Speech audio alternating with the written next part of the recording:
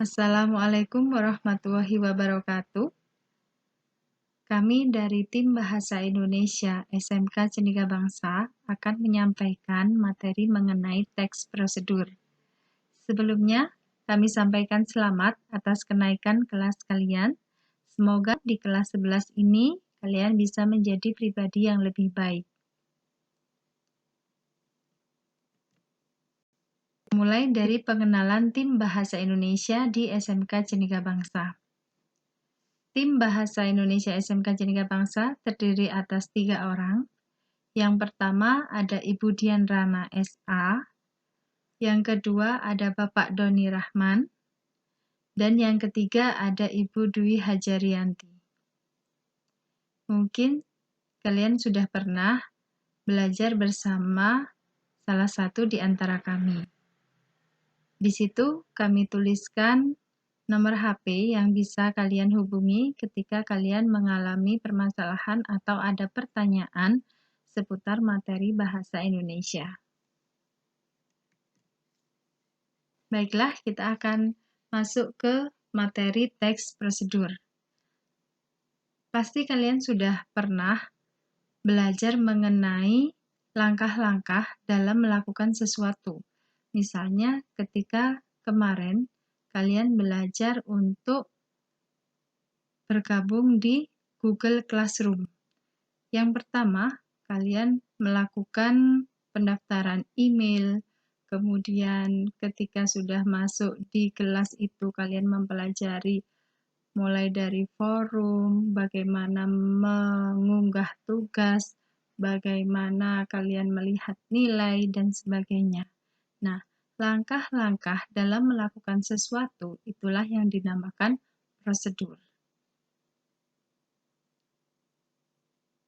Nah, seperti yang disampaikan oleh J.S. Badudu bahwa prosedur adalah cara mengerjakan suatu pekerjaan menurut tingkat-tingkatnya. Jadi ada tahapan-tahapannya sesuai dengan tingkat.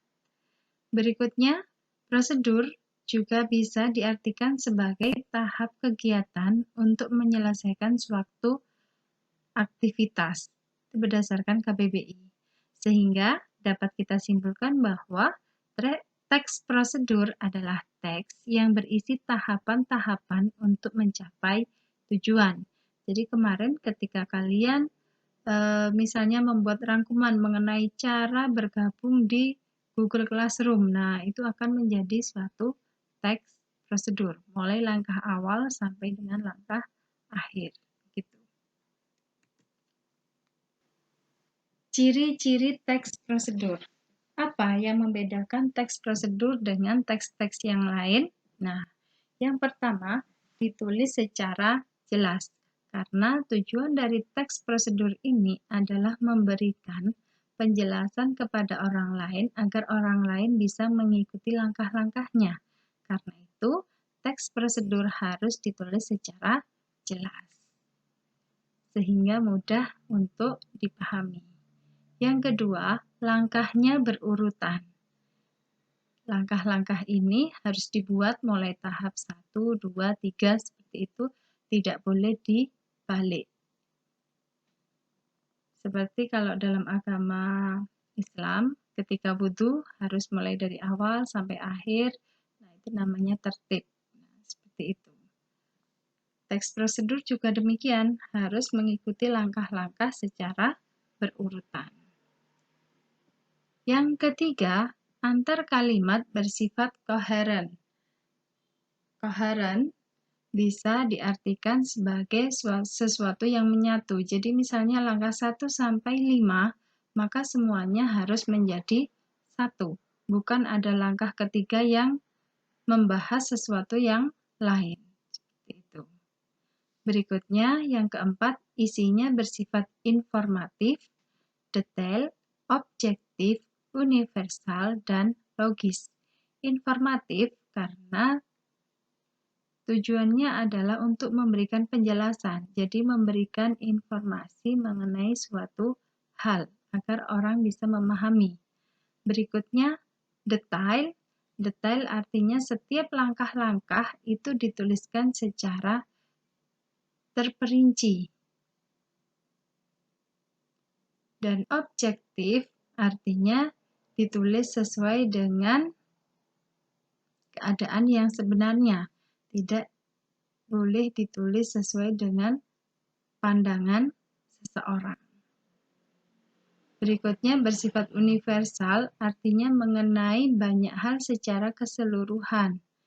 Jadi, dalam membuat teks prosedur harus memahami, harus memuat segala sesuatu secara lengkap. Kemudian logis, artinya bisa diterima oleh akal sehat.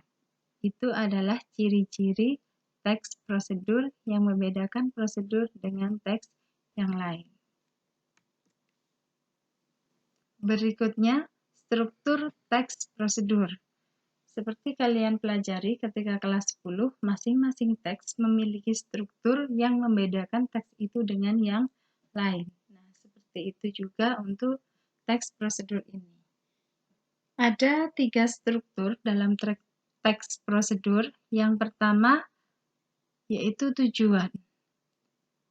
Apa garis besar atau isi dari tujuan itu? Yaitu judul atau suatu pekerjaan yang hendak dicapai atau diselesaikan. Jadi di paragraf awal-awal itu berisi apa sih yang akan kita lakukan. Cara bergabung di Google Classroom misalnya, itu diuraikan. Google Classroom merupakan salah satu aplikasi untuk belajar secara bersama-sama. Nah, dijelaskan seperti itu namanya tujuan. Berikutnya tahapan. Tahapan itu berisi mengenai langkah-langkah yang harus dilakukan dan biasanya terdiri dari lebih 3 tahapan. Ada langkah A, langkah B, langkah C, dan seterusnya. Jadi minimal di resep mie instan itu pasti ada langkah-langkahnya. Nah, itu dalam teks prosedur minimal ada 3 langkah-langkah. Kemudian di struktur yang ketiga yaitu penutup. Penutup ini berupa simpulan atau penjelasan akhir dalam prosedur yang sudah dibuat. Contoh. Ini kami menyediakan contoh cara membuat slime. Slime adalah salah satu mainan favorit anak-anak yang dapat kita beli di toko mainan. Tapi sebenarnya kita juga bisa membuat slime sendiri di rumah. Nah, kalau melihat dari struktur tadi, ini termasuk bagian apa?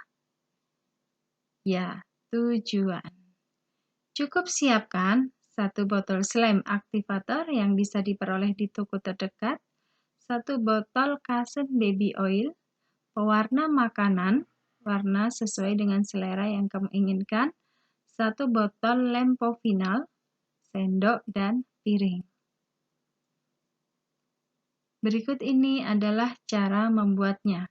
Campur lem povinal dengan pewarna makanan dalam sebuah wadah sampai warnanya merata.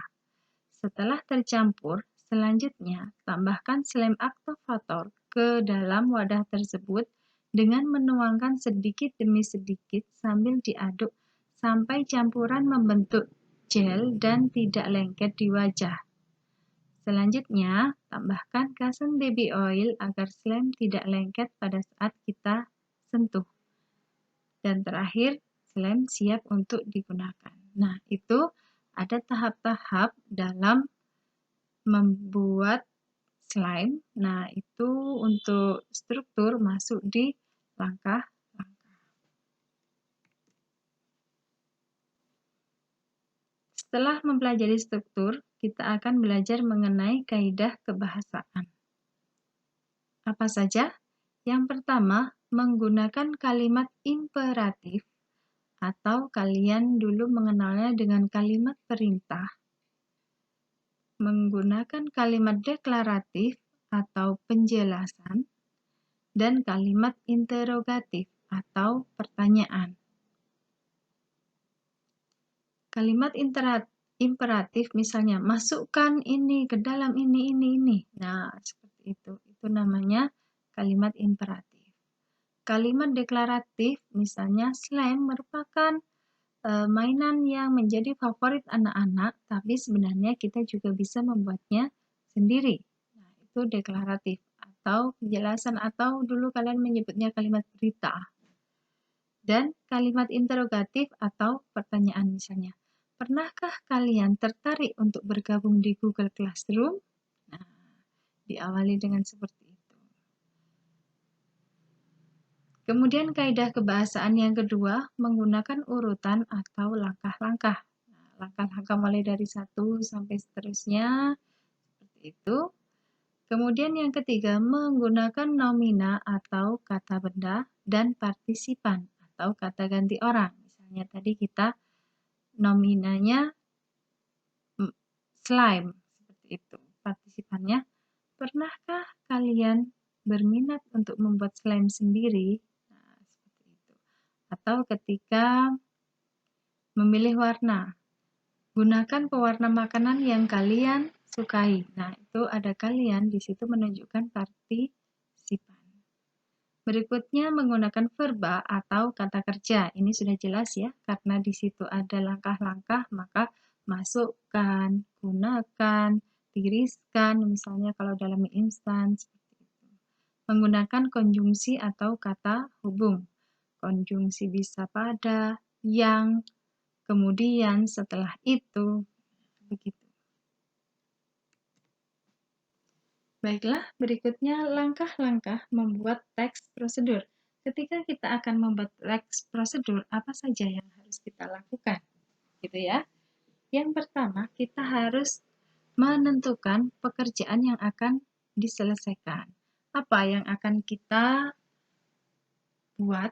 Nah, pekerjaan apa yang akan kita buat prosedurnya, kita harus menentukan dulu. Kemudian mencatat semua alat dan bahan, apa saja yang dibutuhkan. Misalnya, ketika kita mau bergabung di Google Classroom, kita membutuhkan apa? Yang pertama, kita membutuhkan HP atau PC atau laptop yang support dengan aplikasi tersebut. Yang kedua, kita memerlukan aplikasinya. Dan yang ketiga, mungkin kita memerlukan kuotanya. Nah, semua alat dan bahan itu diidentifikasi atau dicatat. Kemudian yang ketiga, membuat kerangka suatu proses pekerjaan. Ini untuk memudahkan agar tadi semua prosedur yang kita lakukan itu urut. Gitu. Dan yang terakhir, merangkai kerangka menjadi teks prosedur yang utuh. Karena kerangka merupakan garis besar atau kalimat utama, gitu ya. Jadi dikembangkan menjadi teks prosedur yang utuh.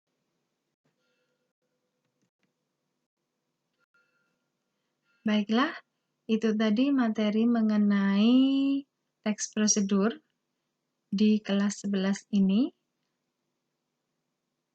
Untuk berikutnya, kita akan melanjutkan belajar, diskusi, dan juga penugasan di Google Classroom. Tetap semangat, salam sehat untuk kita semua. Sekian dari kami. Wassalamualaikum warahmatullahi wabarakatuh.